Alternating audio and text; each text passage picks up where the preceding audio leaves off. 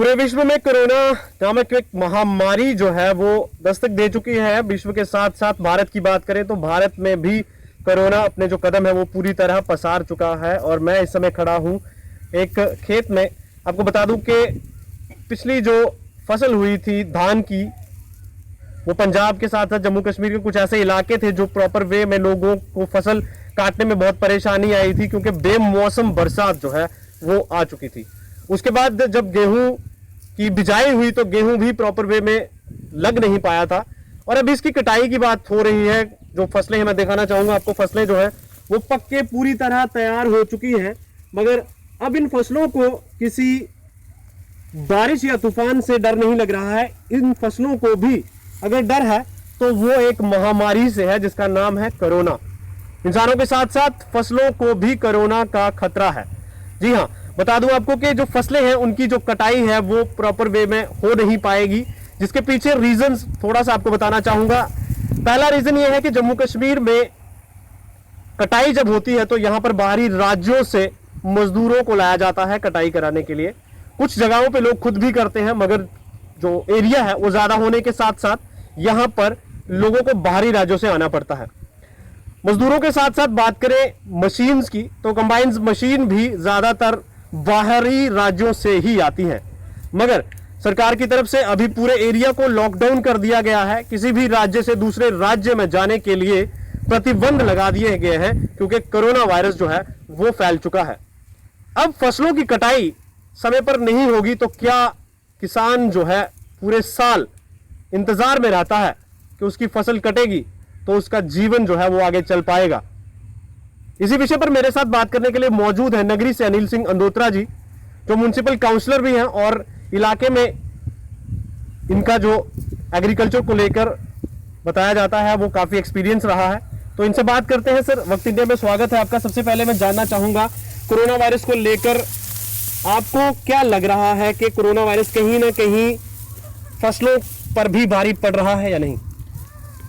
देखिए, बात करने से पहले मैं सबसे पहले तो उन लोगों को सलाम करूंगा जो हमारे कोरोना वॉरियर्स हैं, चाहे वो पुलिस विभाग के हों, हेल्थ डिपार्टमेंट के हों, सफाई कर्मचारी हों, जो भी लोग नर्सिंग स्टाफ हो, उनको मैं अपने दिल की गहराई से उनका धन्यवाद करता हूं और लोगों से अपील करता हूं कि सरकार के जो भी दिशा निर्देश हैं उसका पालन करें। लेकिन जो आपने बात कही है, जो किसानों के दर्द की बात कही है, ये बिल्कुल ही बहुत अच्छा और बहुत एक ऐसा मुद्दा आपने आज हमारे साथ यहाँ पे उठाया है, जिसकी बात सरकार तक पहुँचाना मैं समझता हूँ इस समय बहुत ज़रूरी है। मैं एक किसान होने के नाते मैं आपको ये बिल्कुल कह सकता हूँ कि कोरोना का असर जो है वो हमारी फसलों पे भी हुआ है और बहुत ज़्यादा प्रभाव हुआ है। क्योंकि आप देखिए कि किसान की जो जीविका है वो पूर्ण रूप से इसी हमारी फसलों पे ही डिपेंड करता है, उसके ऊपर निर्भर होती है। अब 6 महीने हम इसका इंतज़ार करते हैं। आज हमारी यहाँ पे फसलें पक के पूरी तरह तैयार हैं, आप देख रहे हैं कि बिल्कुल काटने को ये तैयार हैं। लेकिन कोरोना की वजह से क्या है कि जो बाहर से मशीनें आती थी पंजाब वगैरह से, जो कटाई करती थी, अब वो लॉकडाउन की वजह से उनको अनुमति नहीं है इधर आने की। और उसके साथ साथ जो मजदूर लोग बाहर से कटाई के लिए आते थे जो, वो भी अब नहीं मतलब आए हैं, जहाँ लोग अपने घरों को चले गए हैं। तो जो है भी है उनको मूवमेंट की इतनी परमिशन नहीं है। तो फसल को संभालने के लिए इसकी कटाई बहुत ज़रूरी है। हमारे यहाँ 5-7 हमारे इस इलाके की मशीनें हैं, लेकिन वो पर्याप्त नहीं है क्योंकि इलाका बहुत बड़ा है। और दूसरी बात ये कि मंडियां जो हैं जहाँ पे जहाँ जिनकी फसल की कट भी गई है वो रखें कहाँ, अब उनका खरीदार भी चाहिए। तो वो आप देखिए कि इसमें अभी सरकार ने कोई मंडी का व्यवस्था नहीं की है यहाँ पे। हमारी इनसे अनुरोध है कि जल्द से जल्द हमारे इलाके में मंडी खोली जाए और सबसे पहले इसी बेल्ट में, ये जो नगरी वाला बेल्ट है, अंडर बेल्ट है, इसमें खोली जाए, क्योंकि हम बाकी जो एरिया है उससे 10-15 दिन हमारा इलाका जो है ये एडवांस होता है। तो एक चीज़ तो ये है।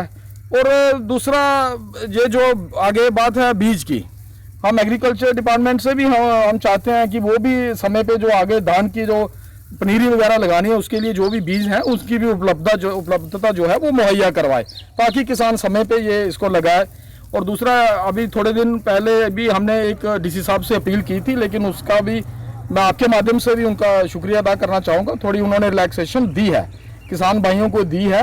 अब थोड़ा मूवमेंट वगैरह इन्होंने परमिशन वगैरह दी है, उसके लिए हम उनका धन्यवाद करते हैं।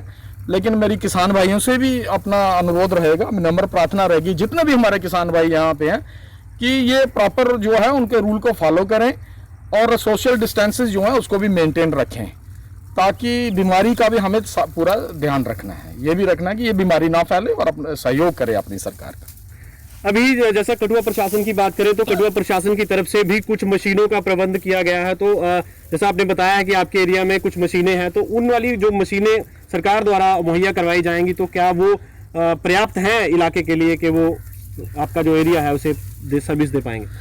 देखिए, ज़्यादा ये जो हमारा इलाका है यहाँ, ये ज़्यादा एग्रीकल्चर डोमिनेंट एरिया है। यहाँ के लोगों का आप कह सकते हैं कि 99% जो मेन सोर्स ऑफ इनकम है वो इसी एग्रीकल्चर से आता है। लिहाजा अभी तक तो सरकार की तरफ से दी हुई कोई मशीन हमने देखी नहीं इधर, ना ही कोई उनके किसी अधिकारी ने हमसे कोई संपर्क साधा है। तो अगर देते हैं तो अच्छी बात है, लेकिन उनको इतनी मात्रा में दे ताकि हम फसल, कोई बारिश का मौसम हो जाए या आग लगने का डर हो तो हम उससे पहले फसल को संभाल ले, ताकि किसान की मेहनत, खून पसीने की कमाई का दाना उसके घर में पहुंच सके।